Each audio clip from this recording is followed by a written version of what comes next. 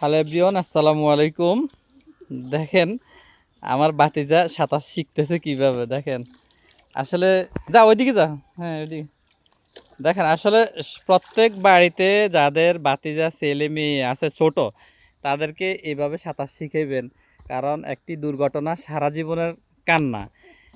ছোট ছোট বাচ্চারা অনেক সময় গাটলাত চলে আসে, কিন্তু আপনার সাঁতার জানে না, তখন কিন্তু দুর্ঘটনা ঘটে যায়। দেখেন আপনারা এইভাবে বোতল দিয়ে পোলাপাইনকে সাঁতার শিখাইবেন। দেখছেন আমার ভাতিজারে আমরা এইভাবে শিখাইতেছি। এই